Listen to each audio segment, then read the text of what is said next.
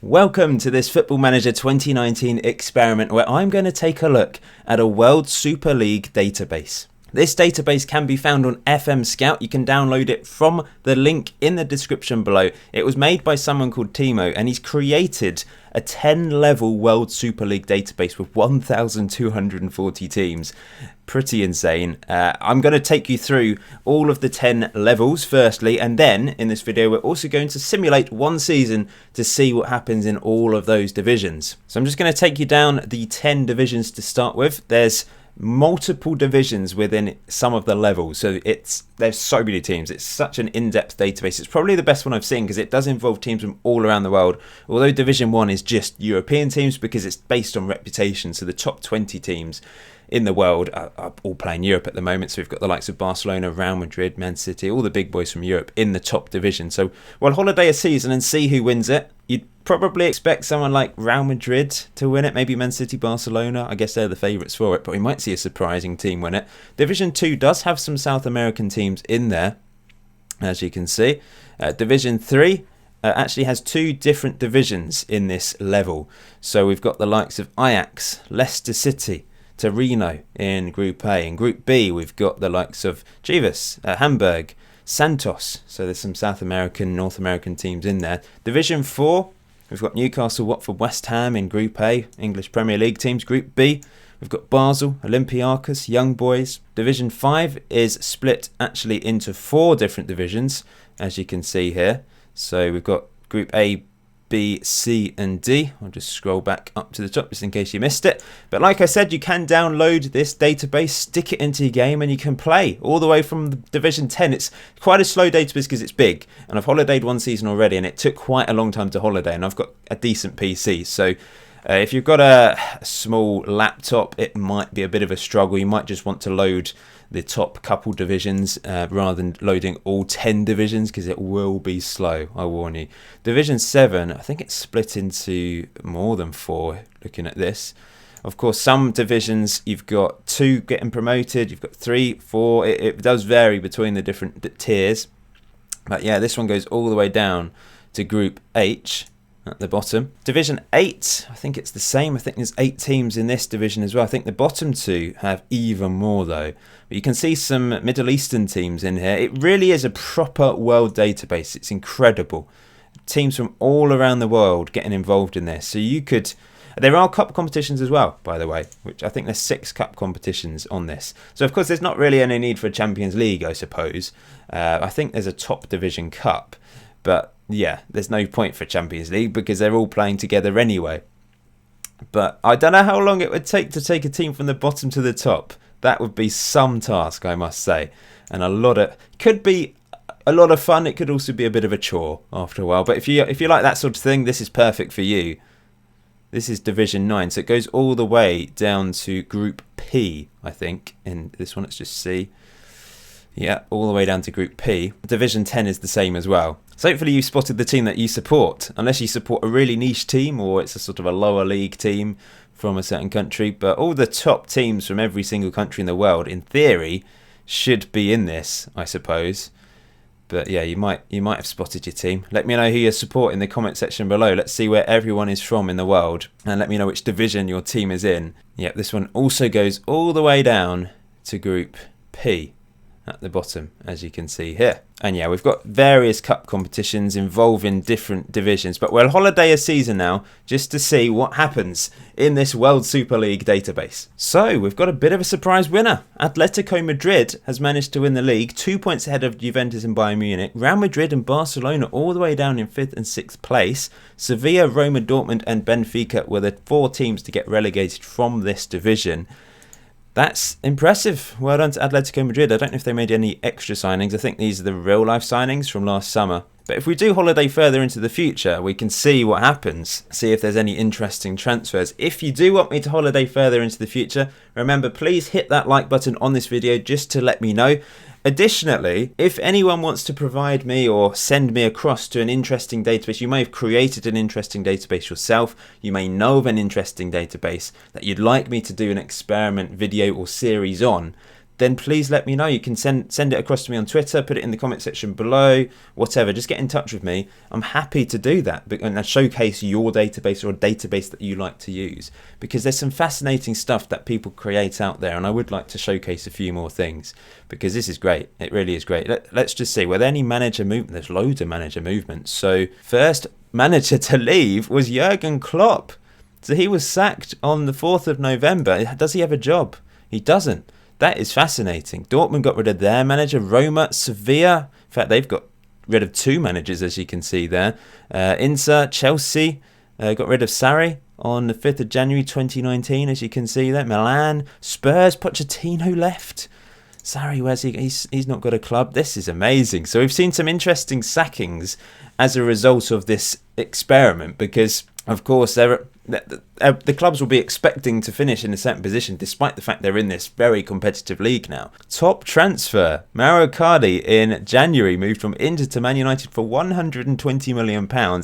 Eden Hazard moved from Chelsea to Bayern Munich for £81 million. Lozano moved from PSV to Bayern Munich. Oh, this is fascinating, isn't it? Look at all those transfers there. All the awards are in a different language, I'm afraid. I'm not really sure what this means, but I assume this is goalkeeper of the season.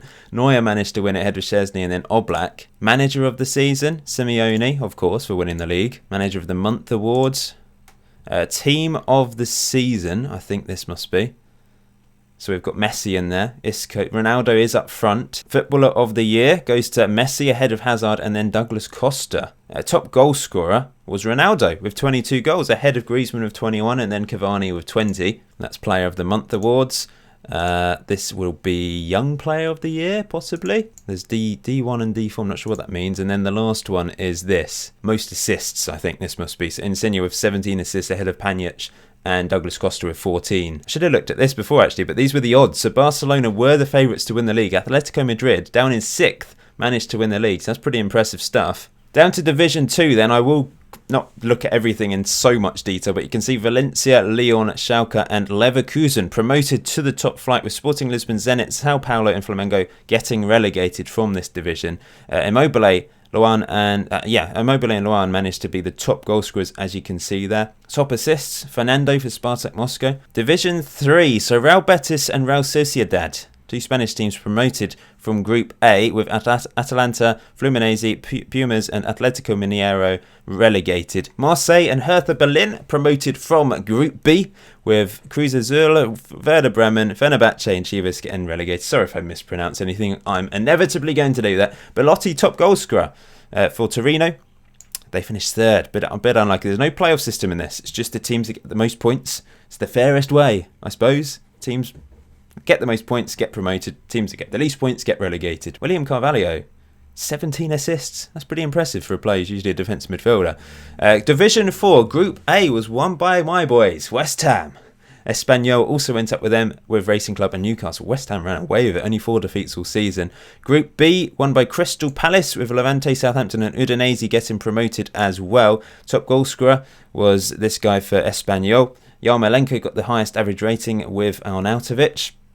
Most assists went to this Udinese player, Mandrago. Division 5 won by Nuremberg, with Burnley also going up, and Bournemouth and Leipzig also getting promoted from Division 5, and also Rennes and Cagliari going up from Group D. Top goal scorer Pavoletti for Cagliari, and Forsberg getting their highest average rating. I'm surprised Leipzig are all the way down in Division 5, to be honest, but I think it's based on reputation. Of course, they don't have as much history, I suppose, as some teams. Division 6 then. These were the teams promoted, including Cardiff there. Rangers have gone up from Division 6. Huddersfield, champions of Group C. So that's an English Premier League team all the way down in Division 6. Fulham as well, getting promoted as champions of Group D, with Martinez, the top goal scorer in this competition, in this particular league. Division 7 then. Sam Gallagher. He plays for Southampton, doesn't he? He was loaned to Kasim Poso. I assume that's not a real life loan, because that's quite right. It might be, I don't know. But either way, he was top goal scorer in Division 7. I'll just scroll down so you can see he was promoted and relegated. Belenenses promoted from Group C. Argentinos Juniors, Group D, as you can see there. The Ecuadorian Barcelona getting promoted. Fascinating. Rio Ave getting promoted as well. Division 8. Top goal scorer Andy Keogh for Perth Glory with 23 goals. So did they get promoted? Did the Australian team get promoted? Possibly. Hearts promoted from Group C as champions. Where are Perth Glory? Hibernian also up as champions. Portimonense going up as well. I managed them back on FM 18. Perth Glory did get promoted just about in 4th place from Group F. And Group G, we saw Lillestrøm get promoted. I like this. This is a lot of fun. I think this is just great. Just all these teams that would never play each other. Division 9 then. Lots of divisions to get through here. Lots of groups to get through. So I'll quickly go down. And you can see who's been promoted and relegated. A few more niche teams here. Teams that you may not have heard of. Blooming. Great name. So many teams I would not even know where to begin on pronouncing. Dynamo Minsk promoted from Group H. I've heard of them. Liverpool Montevideo. Petrojet relegated from Division 9.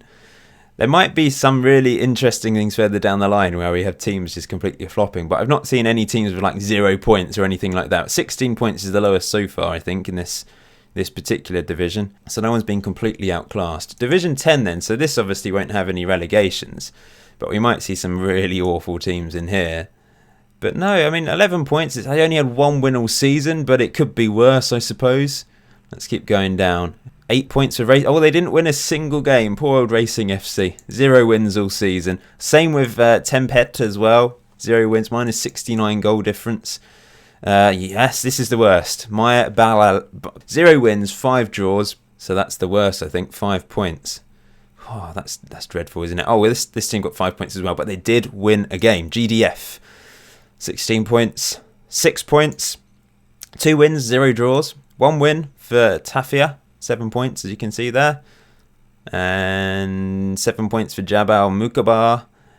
And 2 points for Al Olympic. Minus 86 goal difference. We're going to have a look at them in a second. Yeah. Poor old Al Olympic. Where are they based? They're based in Libya. But look at this. They managed to get a draw here. Alpha Barry. What a name with a goal. But other than that, terrible. 1-1 draw here as well. They weren't completely thrashed in many games. Like, there's no 5 or 6s here, I don't think. The most they conceded in one game was 4, I think, looking at this. Going down to the cup competitions then. So I think this competition is for the top teams, just the top division. Let's just go, possibly not actually. Maybe this is, no, I think this cup competition is for everyone. So this is the equivalent of like an FA Cup, I suppose, with everyone going into it. Let's just start from the 8th round onwards. So there was actually a Division 3 team, Division 4 team, Celtic managed to get through to the 8th round of the competition. Bournemouth from Division 5 and Burnley as well. So a few teams from lower divisions getting into that stage. Quarter-final stage. So Bournemouth were the lowest ranked team with Burnley, but they were both knocked out at this point, with Atletico Madrid, Arsenal, Hertha Berlin and Man City getting into the semi-finals, where we saw the third division team fall to Man City and the league champions Atletico Madrid beat Arsenal. And the final was won by Man City 2-1. We can't see that, unfortunately. But yeah, 2-1 win for Man City. This competition then, so the Copa dos Superstar. What does this involve? This, I think, is just the top 2 divisions. So I'll just quickly, yeah, it must be. Just Division 2 and Division 1. Let's go through quickly. So quarter-final stage, we had 2 teams from Division 2 managing to get to this point. Semi-final, Juventus beat Man City and Chelsea beat Atletico Madrid, with the final being won by Juventus against Chelsea. Copa dos Melhor. Let's see which teams are in. This is kind of like a mid-table, mid-division cup, I suppose. Anything below the second tier. So Division 3 and 4 involved in this particular competition. Southampton and Udinese going through on penalties to the final, where Southampton managed to beat Udinese 2-0 in the final. Then we've got the Copa dos Montes, I think is probably the 5th and 6th divisions. Yep, that is correct. So the final was won by Santos Laguna beating Fulham 2-0 in the final. Then the Copa dos Origins, which is Division 8 and 7. Oh no, it is Division 7. So Division 7 teams join in the second round. So the semi-finals, we saw Supersport United beat Tigra 2-1 and Kotrejik beat... Oh, why am I even attempting this? I'm sorry for the pronunciations. The final was won by Supersport United 2-0.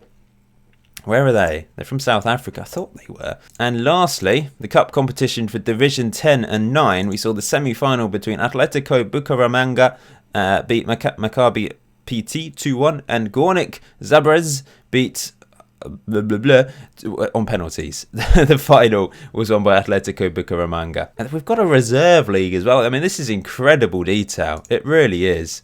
I don't really know if this has been set up properly, but we've certainly got reserve leagues, as you can see. There's so many. I won't go through them all. But hopefully you found this interesting. I think it'd be a lot of fun to play on. You get to travel all around the world. I mean, the expense costs for these teams must be massive, but there is TV money implemented into it. If we look at this, you can see the winner of the league gets £89 million in Division 1. The loser gets £17.9 million. That's plenty of money. I think there's TV money involved as well. If we go down, like Division 2, there's still plenty of money. Bottom team gets almost £9 million. If we just quickly scroll all the way down, there is money involved. So that's a lot of money for these teams at the bottom, I think. Even the bottom place team in Division 10 gets 35 grand. But that probably wouldn't cover all of the travelling costs. So I'm not sure what's going to happen to the teams at the very bottom in regards to money. They might go into debt. If you do want me to continue this and do some more videos, then let me know. Like I said, leave a like. This may have an impact on international football as well. World Cup, European Cup, all of that stuff. There might be an impact. I mean, it could improve the reputation of some of the South American teams because they're now going to be playing European teams. Of course, they're on a par. They'll be getting the same TV money. They might be promoted to the top flight. We might see a South American team become the most dominant team in the world. That's possible with this database. So it'll be fascinating to see what will happen if you just continue a few years into the future. But we'll end it there. Thank you for watching today's video. Until next time, enjoy Football Manager 2019. Enjoy the rest of your day. I'll see you very soon.